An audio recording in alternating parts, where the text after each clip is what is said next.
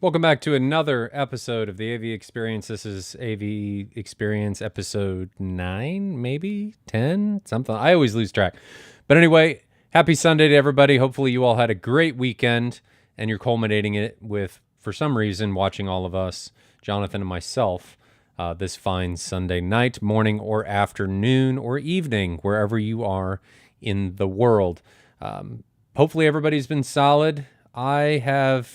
What have I been doing? I've just been trying to get my theater back online. I had a sub amp blow up, so that was fun.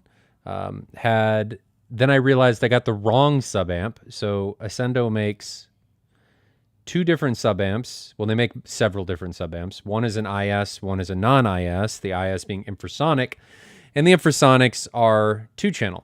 Well, I was pulling my hair out for several hours trying to figure out why I was only getting 2 channels, and why when I was playing through channel 1, it was being duplicated into channel 2. And I didn't even know it was being duplicated into channel 2 for a considerable amount of time.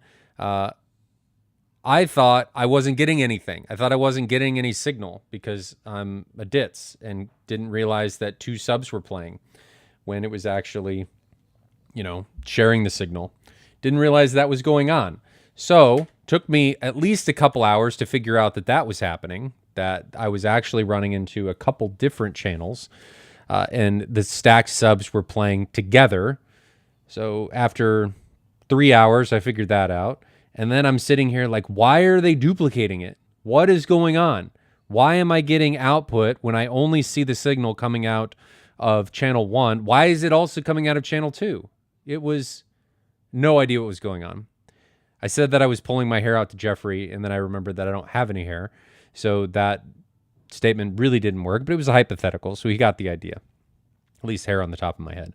And then I realized, how sometimes you just have those random moments where it's like an eureka, and something just pops in your head and the world becomes clear? It's what happened. It's just boom. All of a sudden I'm thinking, this is an IS amp. I thought it should have been an IS amp. It shouldn't have been an IS amp.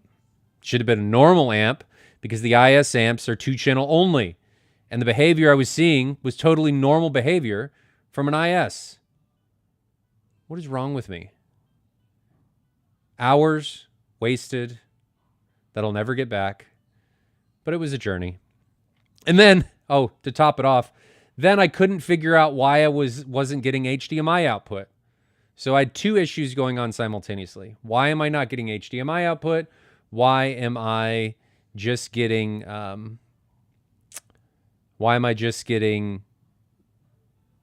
one channel out of the subs? What is going on?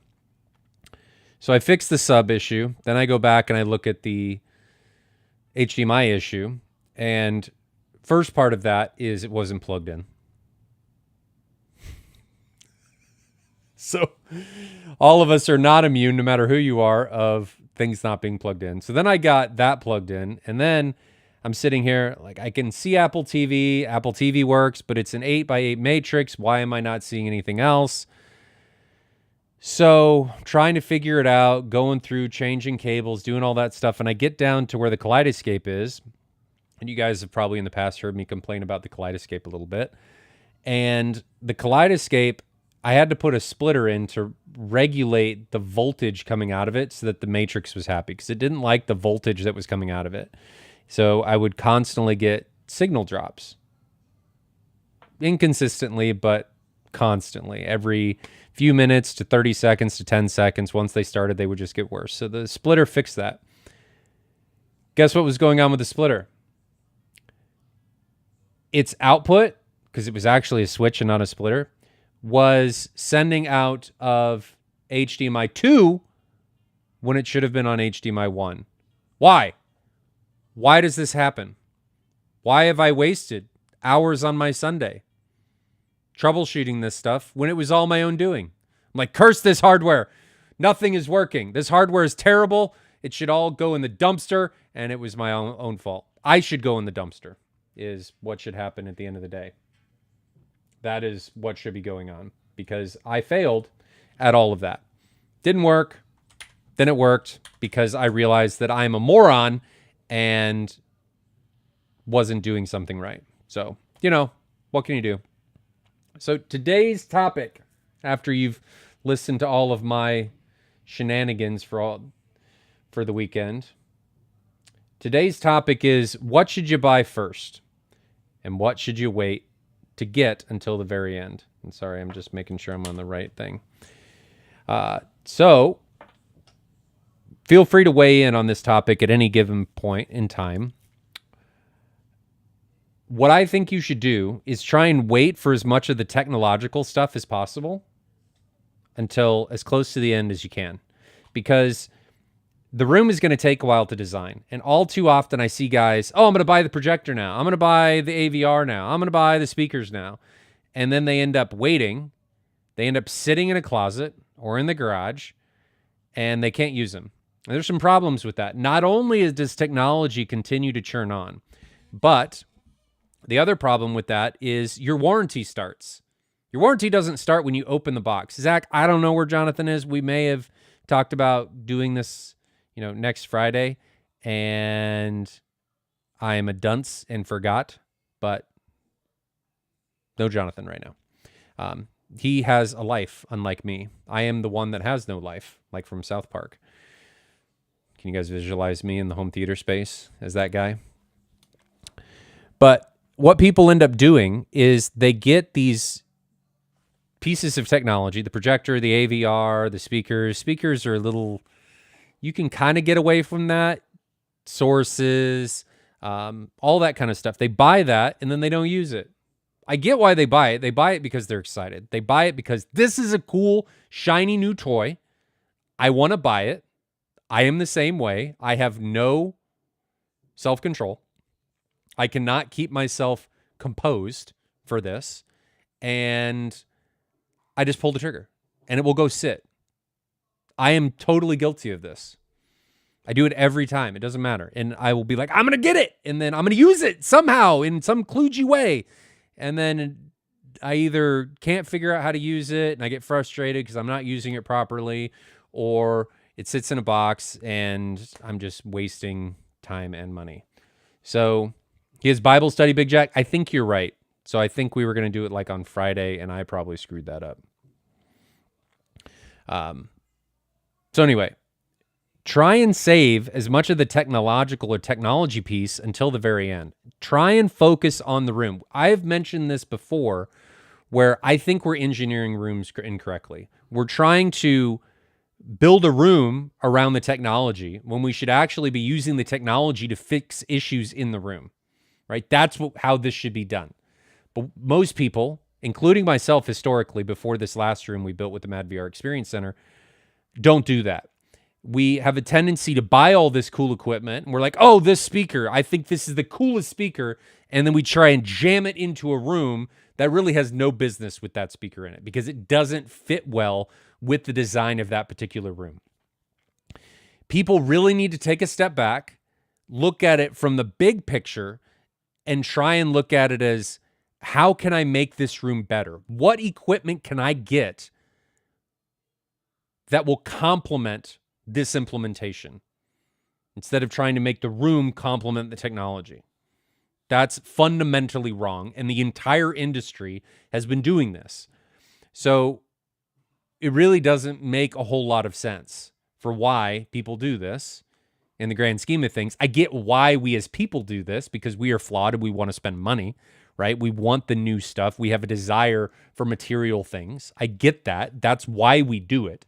But it is not good for the industry. Now, flipping that and talking about the business side of this, I think the reason that dealers, integrators, and vendors want this to happen is because that's their bottom line, right? They want to sell more speakers. They don't really care necessarily about what makes sense in a given room. They just want to be able to get that particular product into the room so that they increase their bottom line, right? That, from a business standpoint, that's what that is. There are very few companies, manufacturers especially, that are going to say, I don't think this is going to work in this room, and I would recommend not doing it, sticking with what you have, or going a different way, even though I don't sell that. There are so very few companies. integrators, dealers, and manufacturers that do this, it is shocking. And I really wish there was a bigger part of the industry that would do this, because I think if we founded this particular interaction on relationships instead of capitalism, and I'm not going to get political about this, but if we did it on relationships instead of making money, the end result would be better. And I think at the end of the day, you would make the same amount of money, if not more, because the transaction is rooted in trust. The customer knows that you have, the manufacturer, the vendor, the dealer, custom integrator, their interest in mind. And then the manufacturer, dealer, custom integrator knows that they have a customer because you have effectively told them and looked out for their best interests instead of your bottom line. So I really think that it's important that we focus on the room first, and then trying to make, especially because of how far technology has come, try and make technology complement the room. Now I see MW says there are two camps to this. There are two camps for this, people with dedicated rooms and people without. I don't necessarily think it really matters. I think you can get technology that complements a room even if it's not a dedicated space. I think there are speakers, there are displays, we do this all the time with projector screens, right? And projectors. This happens all the time, where somebody will say, all right, I've got this room. It has high ambient light. I need an ambient light rejecting screen. Or if the light is really bad, a self-emitting display, right? That is a perfect example of how a technology can complement a space, because you are fixing a problem with the technology itself instead of trying to just jam a technology in there that doesn't work well. MW says people without a dedicated space will be limited on what they can do with the room. While they'll be limited, I don't think they're limited in a way that they can use products, speakers, like receivers, pre's, displays, sources, any of that kind of stuff to complement the room. I think that is still very, very open. You can get speakers if you have a very open space, maybe that you can't treat very well, that you need to be able to remove a lot of room interaction.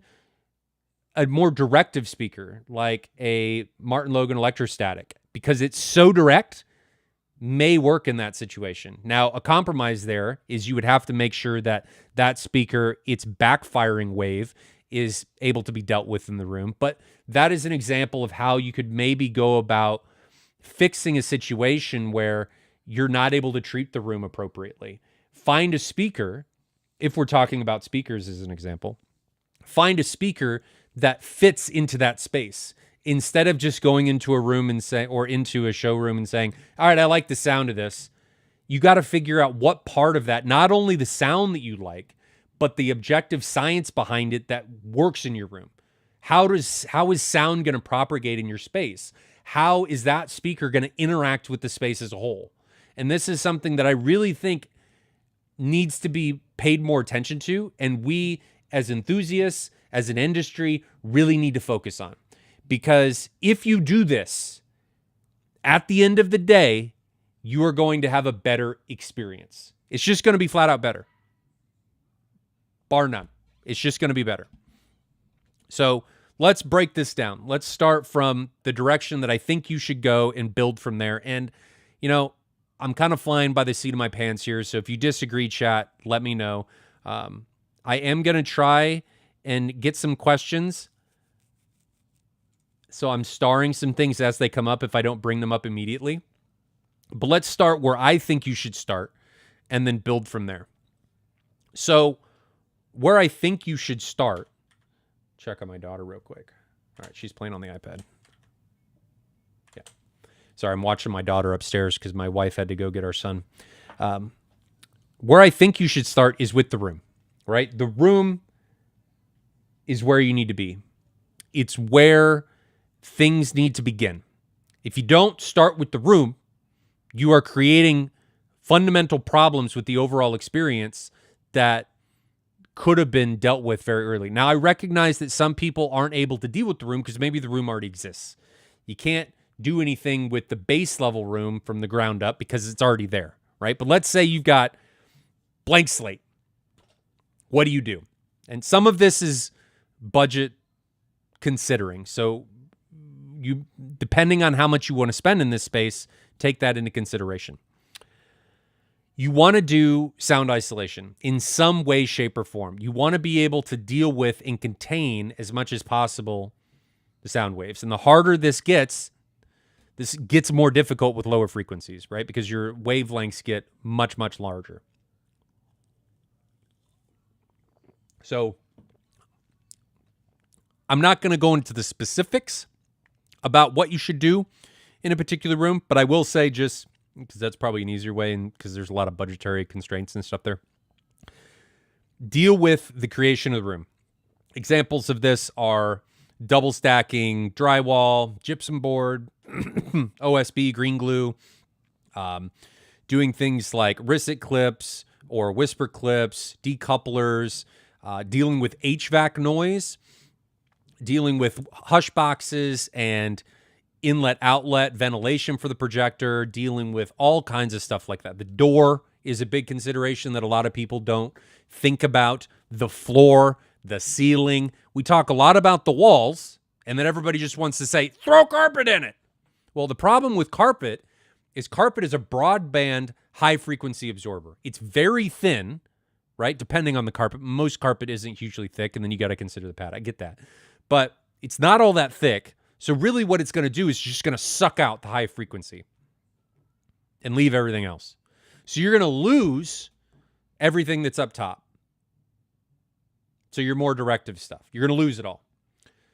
My recommendation is do a hard floor, whether it be wood, concrete, something along those lines, and then put a rug down and then treat the ceiling, right? Because you have more control over what can go on the ceiling. Potentially. I get that there's some ceilings that you can't deal with a lot. But you got more control over doing that than you do with putting sound panels on the floor. Because the ceiling's out of the way. So rug on the floor with a hard floor. Treat the ceiling. Deal with the walls as much as possible and the ceiling, right? Because you got to treat the ceiling as a wall. And the ceiling, in a lot of cases, especially in like the Mad VR Experience Center's example, can actually be more important from an isolation standpoint, because using the Mad VR Experience Center as an example, it is a little over 3.5 sides of concrete. Floor also. So 5, 1, 2, 3, 4, 5.5. Let's call it 5.5. 5. Let's call it 5. Because of that, all of the sound is going to be contained by the walls, most part. There is a little bit that's not. And then where's it going to go? Where can it get out? Up. Especially for the low frequencies. So this is something that people, I think, need to take into more consideration, especially in the Midwest or if you're in an area with basements. You've got to consider, where is the sound going to want to go? Given the design of your space and the limitations of your space, where is that sound going to want to go? Because you got foundation all the way around. It's going to contain it pretty well. So where's it going to want to go? Minus all of your treatments and stuff. As I said, it's probably going to want to go up. So consider that. Decoupling, more mass on the ceiling. The Mad VR Experience Center, I went extreme. There's 8,000 pounds of OSB in that room. Everything's decoupled on Risset clips and hat channel and green glue and all that stuff. And it makes a huge difference, because a lot of people have noticed we can crank the bass to extraordinary levels. And while, yes, the floor above is, having a dance party, because that's where the energy is going, you cannot hear the room. I got a couple things to chase down, but you can't hear the walls vibrating against the studs. Can't hear that. Can't hear them vibrating against the joists. So the decoupling made a huge difference. Huge. And that room is hugely capable. And the F3 at 107 dB is 4. So we can put out some energy. And you can't hear the room, even at those levels. MW says, for me personally, in the family room, the best room treatment that I can get away with is Dirac Art. So that's a great example of technology allowing us to fix issues that are in the room. Okay, that is a perfect example of this. Using a piece of technology to fix a limitation that exists in the space. You're able to cancel waves using Dirac Art, and it's removing a facet of a limitation of the space that that particular implementation is in. So MW, that is a great example. I am starring questions. So Ace of Base asks, what if you have an open wall on one side? Well, you have to expect that sound is going to want to go that direction. And you really, as far as bass is concerned, have to kind of treat it as an overall space. You're going to have to pressurize that space in its entirety because it is a large, I mean, you could sit closer to the subs, and as long as you're within the proper areas, you're going to get an okay experience. But from my experience, and people in chat, correct me if I'm wrong, and I can absolutely be wrong, you're going to want to, from a pressurization aspect, you're going to want to treat that space as a whole. And if you're open, as I talked about earlier, you may want to consider more directional speakers. Have a directional audio path so you're not losing audio out to that side. But it's really just going to be a limitation of your space overall. Art may be able to help with that. Waveforming may be able to help with that because waveforming has the ability to remove potential boundaries. He's got 1821s. I do not have 1821s. Is that Ace of Base has 1821s? I have 821s. I don't know what you're talking about. But that is definitely a limitation. And that's more of what I think a lot of people have. Like if you consider a living room situation, a lot of times is a couple open spaces. And you just have to make the best case or the best use out of that space. And to me, a really good way to do that is to bring everything closer to you, right? Instead of having it be all expansive and trying to treat the room as an entire whole, right? Try and bring everything closer to you, potentially, and make it more directional. Ace of Base says 421s and 224s is pressurized the whole downstairs. What are you complaining about? You're fine. First world problems. Okay, so that's the room. Part of it. Now let's say you've got windows. You've got windows that are bringing a tremendous amount of ambient light. How do you deal with that? Well, a couple of ways. You can either get rid of them by covering them using acoustic treatments or just removing them entirely through a construction process, or you can leave them open. And that is a compromise. Sometimes, though, ladies and gentlemen, there is nothing wrong with a compromise, right? There's nothing wrong with bringing more light into a space. It can make it more inviting. It can make it more inhabitable for a significant other. It can make it more usable. It can make it just a more lively atmosphere. There is nothing wrong with that. So something that I want a lot of people to consider is try not to just shoehorn or jam a home theater experience and remove all of these compromises just to get that one experience. Remember that when you're doing that, you're taking away potential use cases that room already offers. And this is, you guys are probably going to get sick, so bring up your sick bags. This, in a lot of situations with living rooms, mine in particular, is a great use case for sound bars, right? Because it's not intrusive. It's not obtrusive.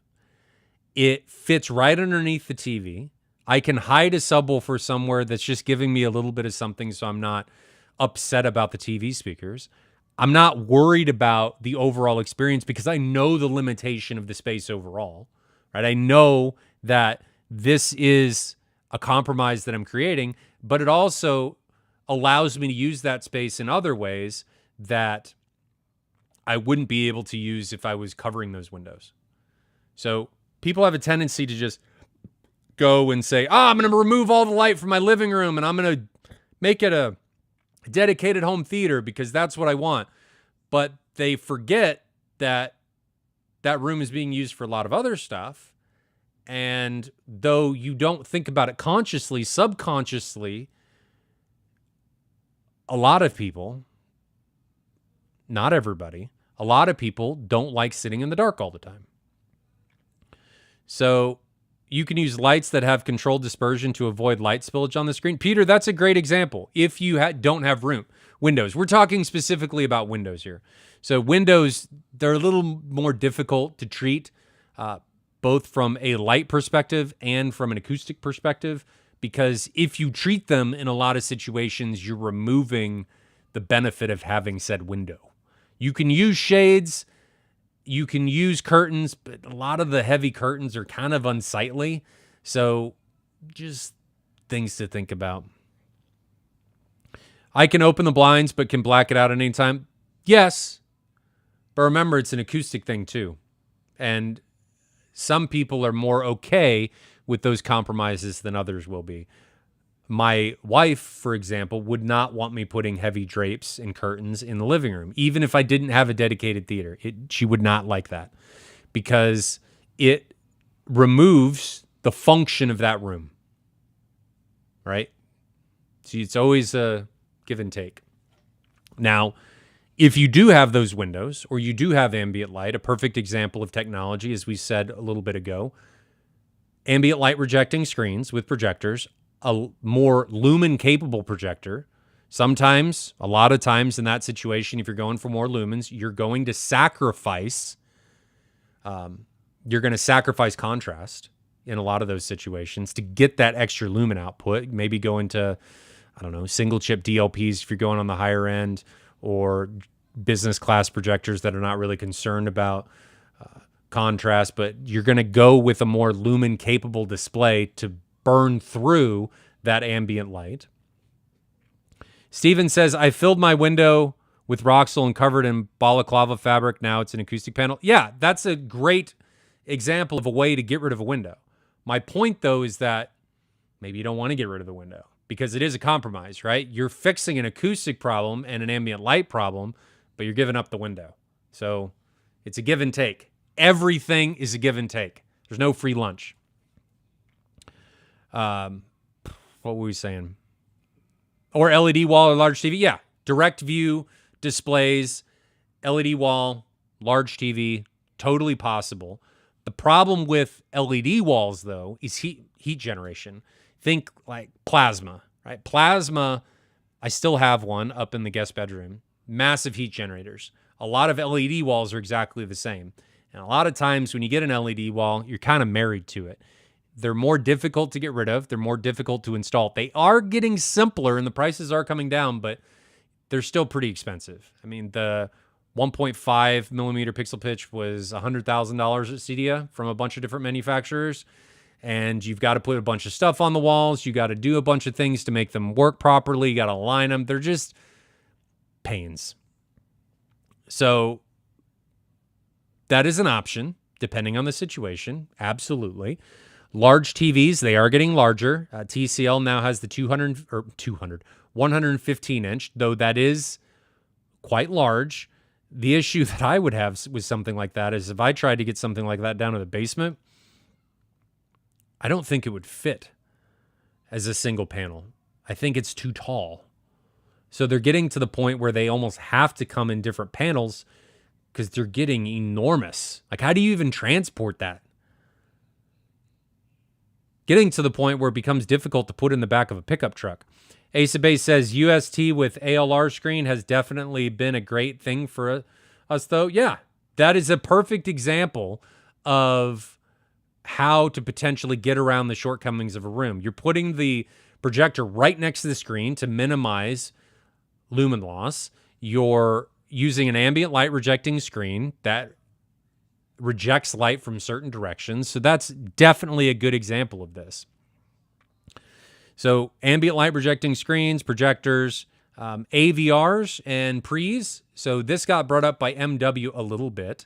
One of the ways to do that is through different auto EQ technologies with their ability to, with things like Dirac, get rid of certain frequencies. Hear my daughter running around. What is she doing?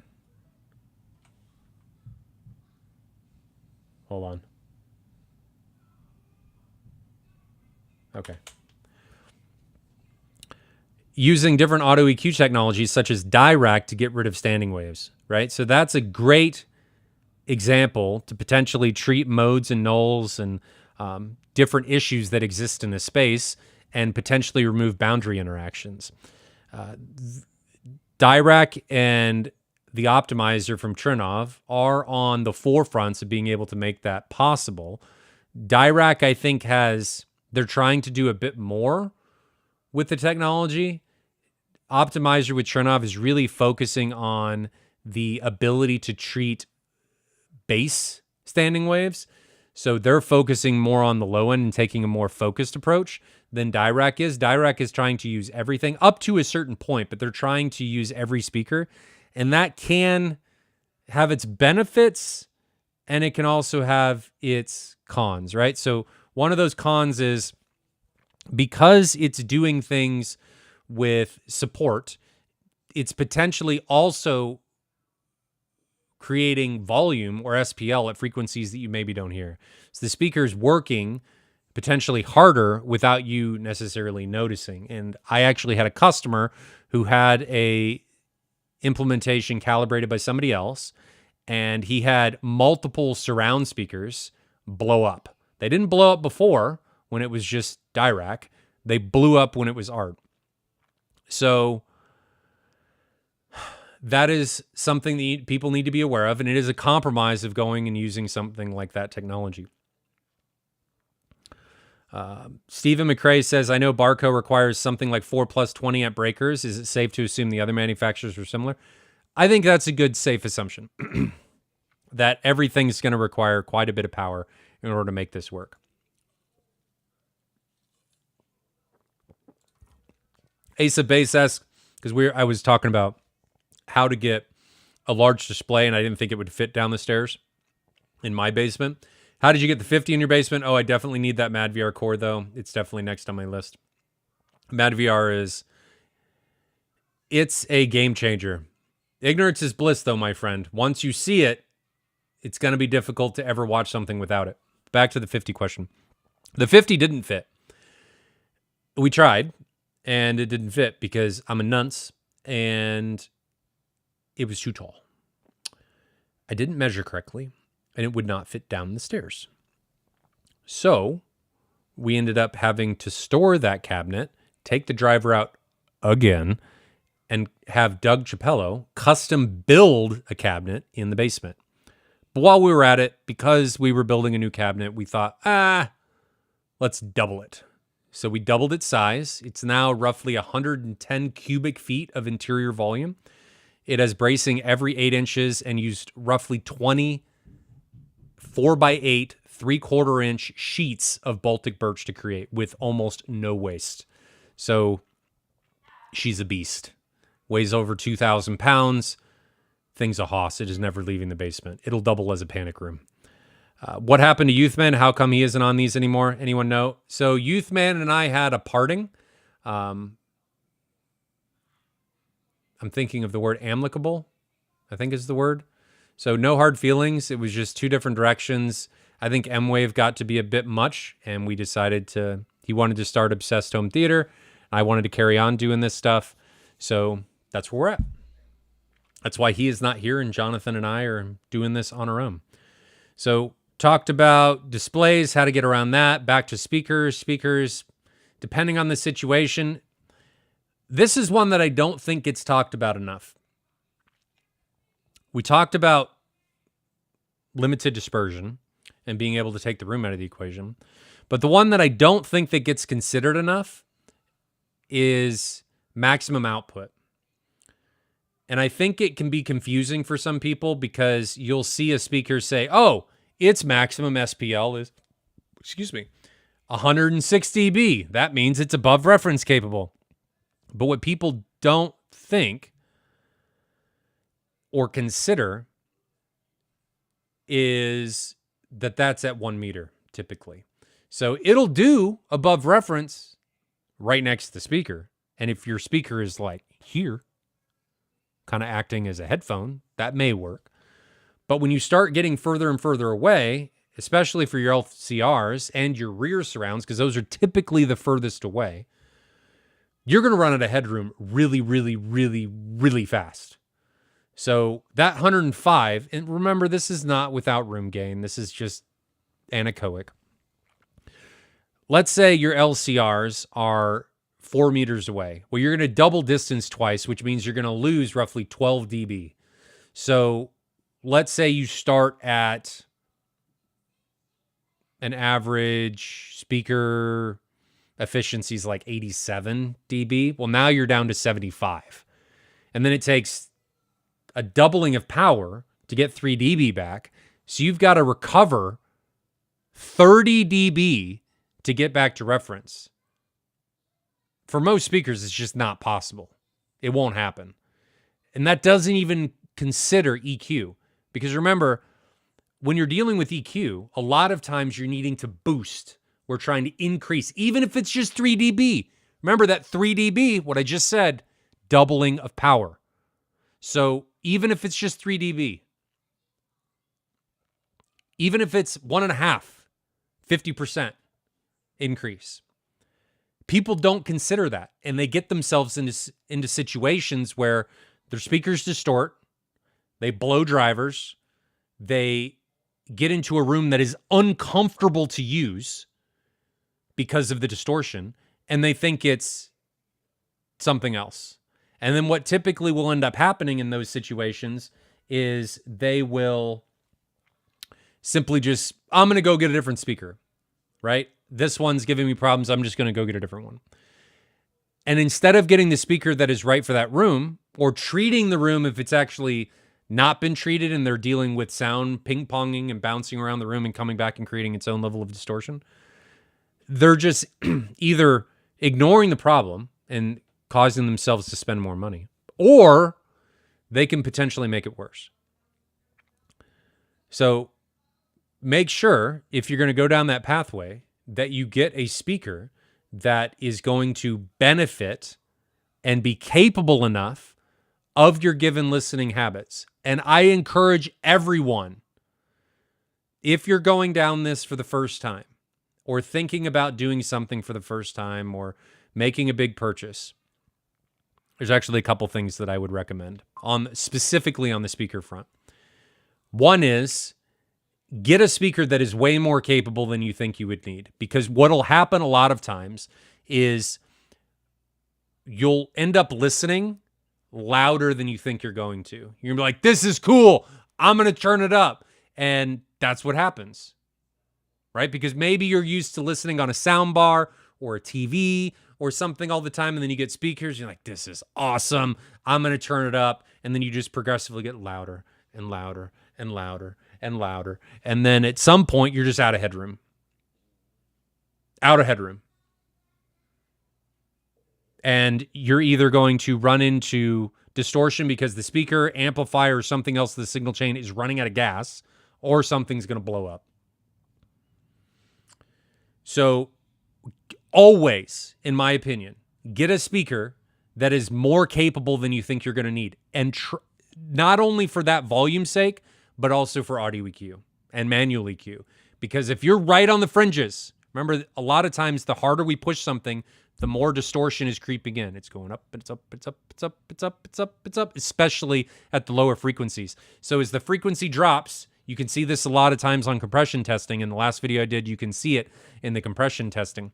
A lot of times as the volume goes up, right? As the volume goes up, compression's going right up with it.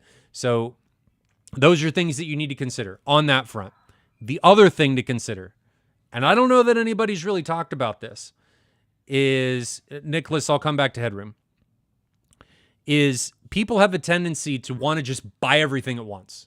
So they pick a budget and they're like, I want to get everything. And I think that's typical human nature. We want to set a budget, and then we want to just get the project done, and we want to enjoy it. And I get everything. I have all my speakers, like 27 zillion channels. I've got my 4 subs, and I've got my AVR, my screen, and all that stuff. But what happens in a lot of those situations, especially, again, this is targeted at people that are just getting into this for the first time. What happens in a lot of those situations is people will have to cut costs and thereby limit themselves on what level of speaker they can get because they're trying to get more speakers. Okay? So what I encourage people to do, well, let's back up.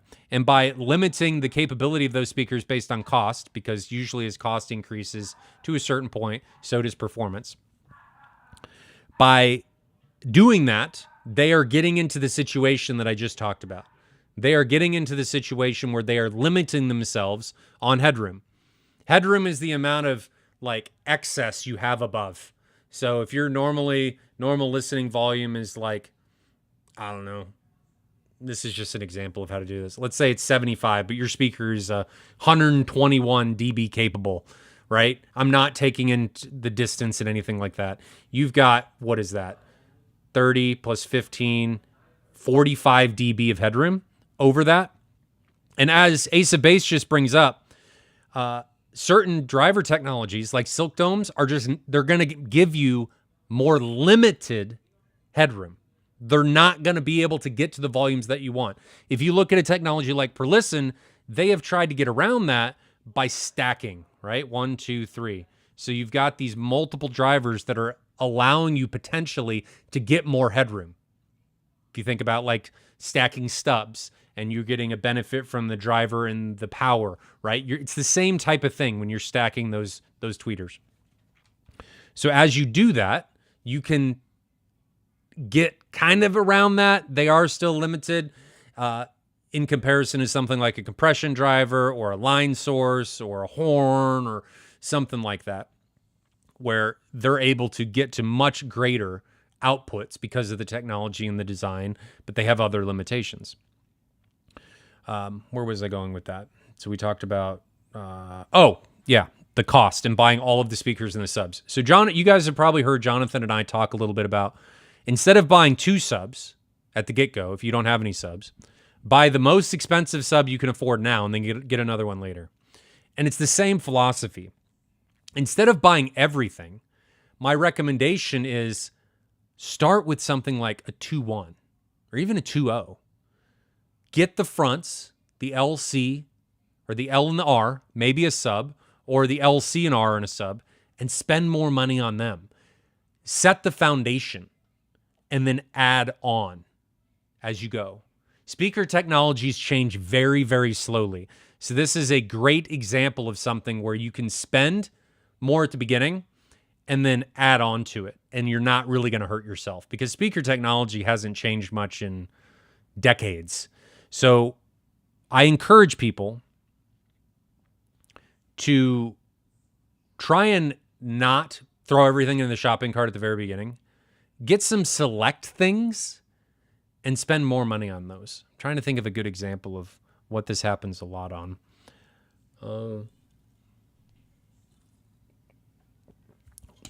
I can't think of one. Chat's going to have a good one. But 2.0, 2.1, 3.0, 3.1, start with a good foundation and then add to it. Because the support speakers don't really have to be, ideally you'd want them to be the same, but they don't have to be as capable as your LCRs. You want headroom, right? But you're not going to need like towers and all that stuff typically. Ideally, if you ask Jonathan or I, you'd have the same speaker everywhere, but that's not feasible in a lot of situations. So LCRs, especially the seat, the center, those are your creme de la creme. You got to start with that foundation. And I encourage you, don't throw everything into the shopping cart. Take some of that out, get some of that budget back, right? And then take the big boys and put them in. You're going to have a better experience. You're going to realize that if you went from that setup and went and tried to do the other one where you threw everything in your shopping cart and had to cut the value of each speaker, subwoofer dramatically, you're going to realize what you're missing out. As an example, today I was listening to a 2-1 track. So that 2-1, I swore up and down the surrounds were on, but they weren't. It was because of how those speakers were dealing with phasing, how they were sending out the signal. Just, they're a better speaker. They weren't distorting, and they gave me an amazing experience, even without all of the other speakers on in the theater. So don't hesitate to spend more on less items and get a better product.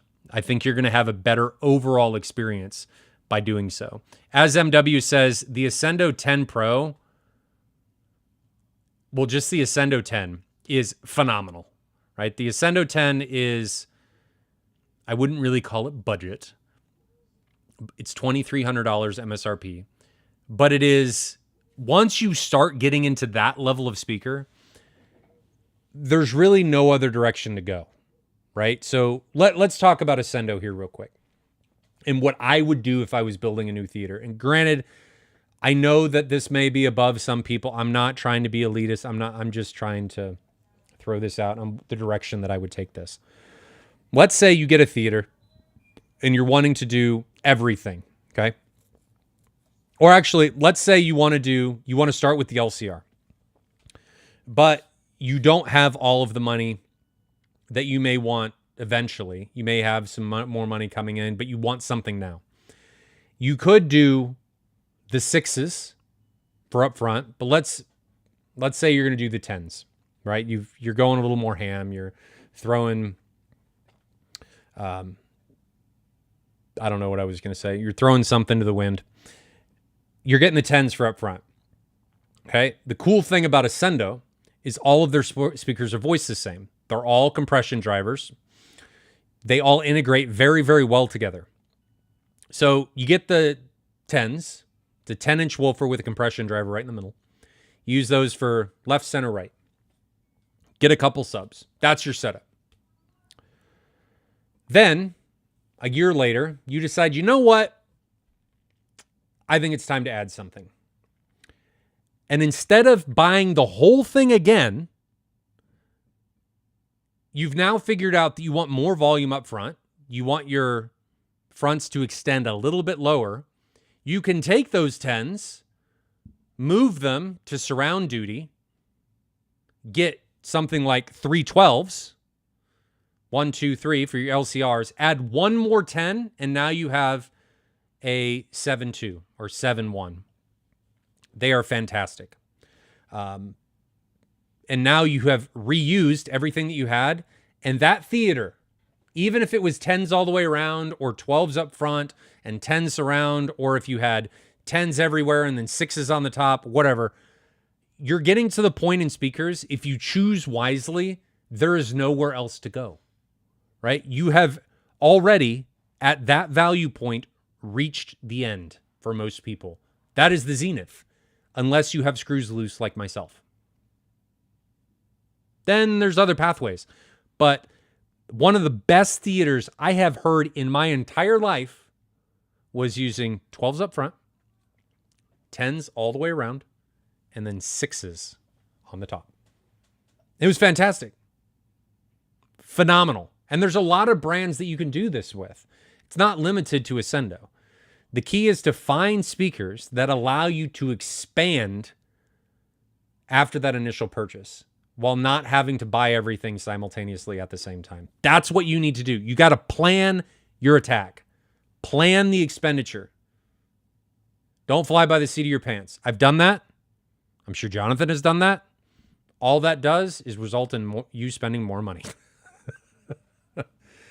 And in a lot of those situations, I've done this multiple times. I'll be like, I'm going to get this, or you have your mind set on this one thing. And you're like, you know what? I could probably get by with something less. And then you get the less thing, and you know what happens? the less thing you're not happy with, and you go back and get the bigger thing anyway. Now you spent more money because you had to resell or eat the cost of the lower thing. Why do we do that? I second guess myself all the time. I get in these situations where I am thinking about buying something like, man, that's a lot of money, or should I be buying this? I'll look at this alternative. And a lot of times I'll get the alternative. It's like, this really isn't exactly what I want. I'll buy the big one anyway. And it's just, I do that all the time on all different kinds of stuff. And it's frustrating. Why do I do that? So I'm trying to encourage you guys, don't do that. Start with the foundation. If you don't put the money into the foundation, it's just going to crumble. And it's going to lead to a lackluster experience. So again, get something, and this is for everything in home theater, and it applies to things outside of home theater too. Get something that you can grow. Get something that you can take and expand upon as you grow into the space. The other benefit to this is you buy 3 and a sub, and you're like, this isn't for me. And now you've limited your expenditure. Now you could have a kick-ass 2-1 system, 3-1 system without the surrounds everywhere because maybe the surrounds are intrusive.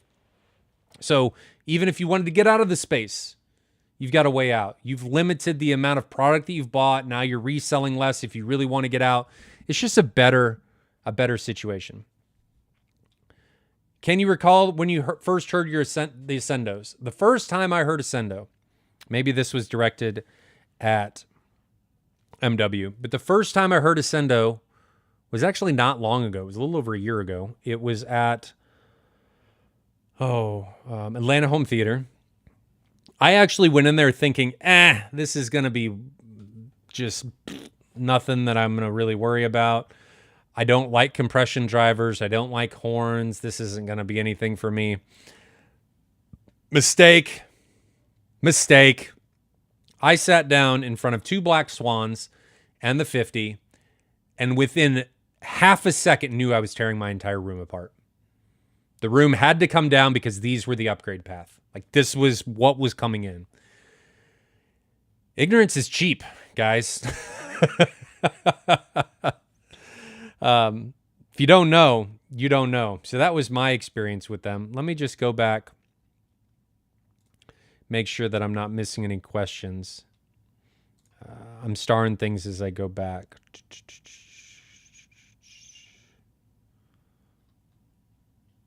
Okay. Is there anything else that I need to cover? I've been yammering about this for 50 minutes with the direction that I think people need to consider in this type of thing. I don't think so. So I think it's time that we can talk about some questions. So if you guys have a question, let me know. I will go. It's first in, first out. So just put it at the bottom. I will get to it as it comes up. Margaret Wood says, hi, I wanted to find out if I could use an in-wall speaker in the ceiling, Swan VX8W in-wall. I have 4 of them. Would that be a bad idea? No, not necessarily. Not, as long as the dispersion works, that would not be a problem at all. An in-ceiling is just a different type of in-wall, typically with a different dispersion pattern. So dispersion, for anybody that doesn't know, is how sound is radiating from the speaker. A lot of times, the dispersion is different in the horizontal than it is in the vertical. The horizontal is usually wider than the vertical is. There are some speakers, ceiling speakers especially, where the vertical is wider than the horizontal, just because of how the speaker is typically placed. But in your case, Margaret, you could absolutely put an in-wall on the ceiling. Just make sure that the dispersion, looking at the specs, and ideally, it has been measured by a Klippel by Amir from Audio Science Review, Aaron from Aaron's Audio Corner, or James and Jean from Audioholics. So ideally, it's been measured, and you can look at those measurements and use those measurements to make a more objective decision. But that would absolutely work. I had actually on in-room speakers bolted to my ceiling at one point. So speakers are more flexible than people give them credit for. Christian asks, most people don't have a dedicated room. Furthermore, most houses going up have open floor plans. When most people buy, instead of building houses, how do you factor all that in? A lot of that is factored And again, by technology choices and how to limit those limitations of the space. And sometimes it's just realizing that there's no way around it. You're just going to have to deal with it. That you can't get around some of the compromises that spaces create without creating obtuse and unwanted things and other compromises in the room, in the space, in the home. So, and that's hard for some people to accept. Sometimes it's just what you got to accept, because no matter, in some situations, how far you take it, it's still going to be limited. And it may just be better to turn a bedroom or an unused room in the basement into a small dedicated space instead of trying to shoehorn something in that doesn't necessarily belong, like you're talking about in open living room floor plans like I have in my home upstairs. Chester asks, when are we going to see a theater tour of the Mad VR Experience Center? We're getting closer. So Bob is coming over, I think tomorrow, and we're going to work on the hush box. And then we've got to do the speaker calibration. Once the hush box is in, I can get the remaining panels ordered from Officina so we can fill in the back. And then we've got the audio calibration. So 30 days, a month, something like that. And then we'll be ready to rock and roll. And then we'll have pictures and a room tour and stuff coming out about it. But the room is always open. I mean, you guys, it's open for people to come over to now. It's just not totally finished. Not very many questions. Probably because of all my yammering. Ace of Base asked, does Ascendo make a center speaker for people that don't have an acoustic transparent screen? So technically, any of their speakers can be used as a center. They do now have an angled, or I think it's like wedge 10. It's at a slight angle and it's narrower that you can use as a center channel. But any of their speakers technically can, like any speaker in general, can be used as a center channel. Let's see. What is going on here? There we go. Srin Computer, what would you do for subs in a dedicated theater if one wants to do 2 to 4 subs? That is highly budget oriented, because subs can get way more expensive than I think a lot of people think they can. For the common man, and this isn't downplaying anything, it's just that things can get astronomically expensive. So the go-to sub, I think, in the price range is somewhere between $3,000 and $4,000 a piece. I know that sounds like a lot, but you really have to pass a certain price point threshold to get everything that you're going to want out of a sub, right? You got to get cone area, you got to get excursion, you got to get power, you got to get box design and box size, and you don't really get that until you start getting to a certain price point. So I'm going to say somewhere between $3,000 and $5,000 per sub is the ideal zone. If we go down lower than that, I think you can have a great experience with something like Rhythmic. Rhythmic makes phenomenal subs. I think you can have pretty good experience from HSU or SHU. I think you can have an okay experience from SVS. They have some group delay issues, and they don't measure as well as I would like them. In the latest, it's not really the latest, but in the last thing that Audioholics put out with 15 subs that were in that price range of below $3,000, it seemed like the Klipsch RP1600 just wiped the floor with the SVS. So that Klipsch can be had a lot of times for like $1,000.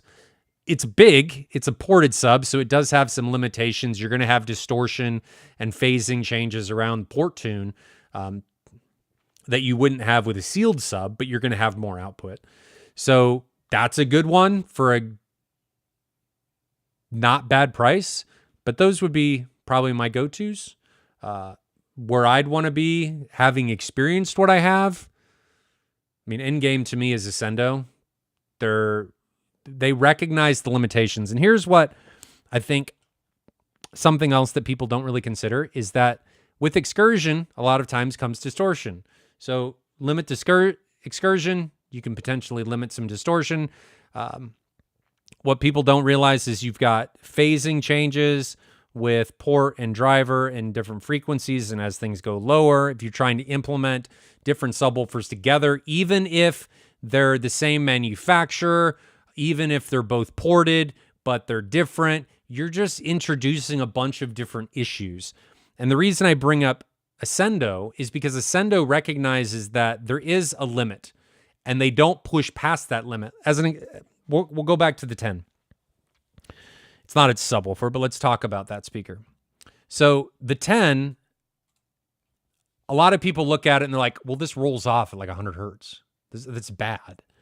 Well, if you look at a lot of speakers that roll off at 60 hertz that are bookshelves, what ends up happening is they may be fine at normal listening levels of like 65, 75 dB.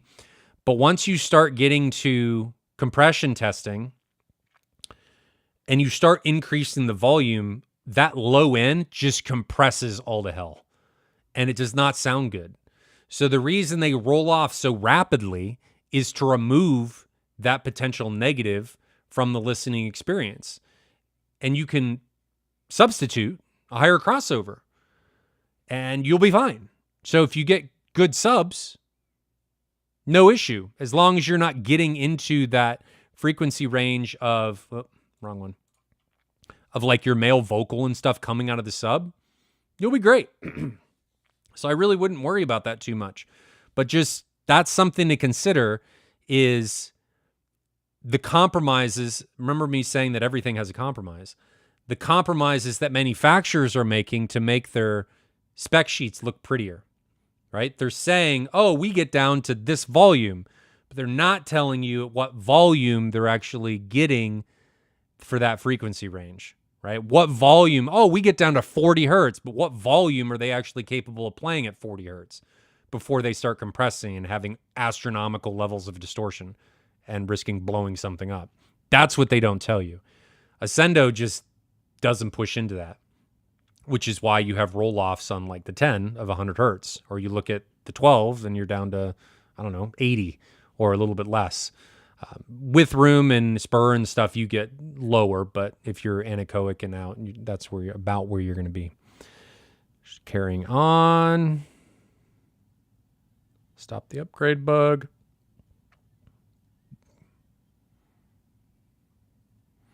Ryan is hot on the community communication today. I always am.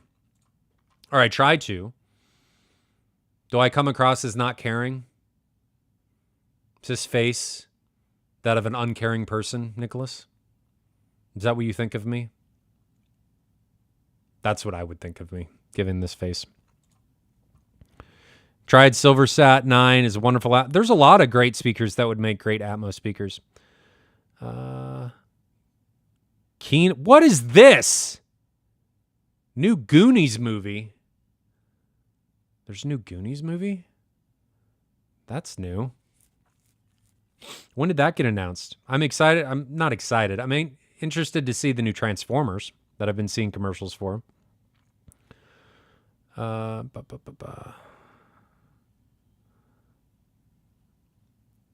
GSG does make some great subs. You've just got to... It's like being your own IT person. You're then your own integrator. And that's something that some people don't want to deal with.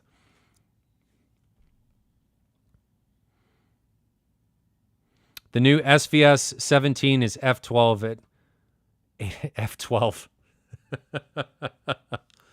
Did somebody measure it already, Nicholas? I know this takes a long time for you to round.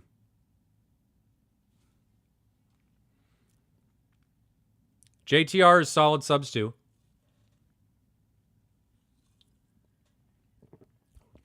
I just got to wait for this whole thing to roll around. Should all LCR surrounds be the same brand? Ideally, yes. You'd want them to timbre match. Oh, wrong one. There we go. You want them to timbre match. So ideally, further than that, they would all be the same speaker. So in my situation, in the MadVR Experience Center, you've got the Black Swans up front, and then you've got the 12 Pro Berylliums on the sides and the tops. So the only speaker changes between the fronts and then everything else in the theater. I didn't have enough space to put Black Swans everywhere.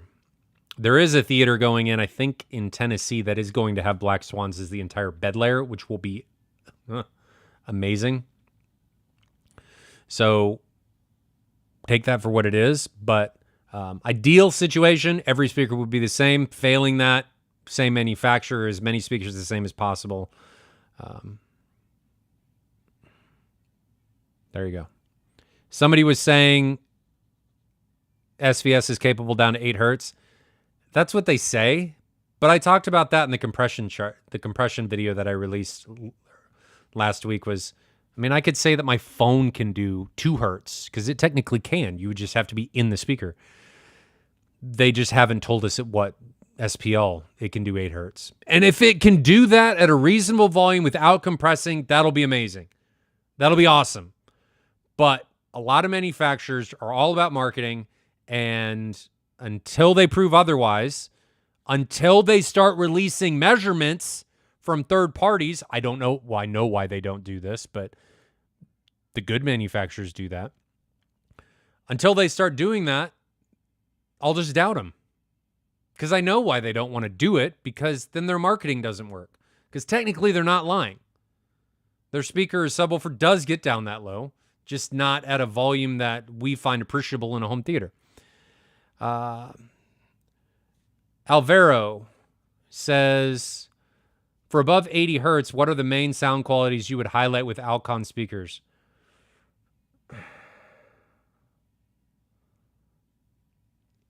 That's a hard one for me to answer because I personally, subjectively, am not a huge fan of Alcons. That does not mean they're not good.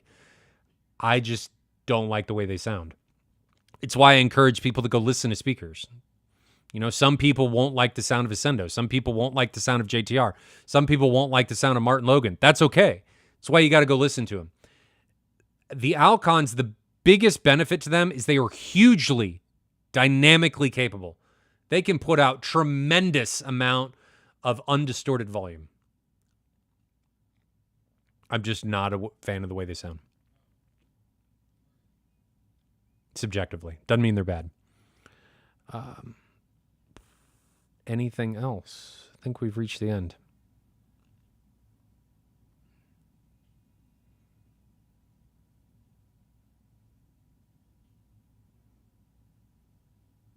That's all I got. Trying to just let chat catch up just for a second, but I think that's where we're going to catch it on the end. And I think we're going to move the streams to either Friday or Saturday. So be watching for that. I'm going to try and get the stream out, the reminder out as soon as I can. But that, I think, is where we are going to leave it for tonight. Just over an hour. I'm going to go watch Sunday night football with my family. Chiefs won by the skin of their teeth. Does that even make sense? Skin of their teeth. What does that even mean? Is that a real saying? Skin of their teeth? That just sounds weird. Anyway, that's where we're going to leave it. So I'll try and release a couple more videos this week. I'm not traveling for a while, so we should be good to go on the video front. Got a new camera, so I'm happy with that, though it's not auto-zooming for some reason now. So I got to look into why it's not doing that. We need to know about that MadVR Core for UST users. MadVR Core is display agnostic. It doesn't care. It'd work fine on a ultra short throw. But be watching for that video update for next week's stream. And I'll release a couple more videos this week talking about more things that I think need to change in the industry. So be watching for that stuff. But until next time, ladies and gentlemen, stay safe out there. Continue to enjoy what's left of the weekend. And I will see you guys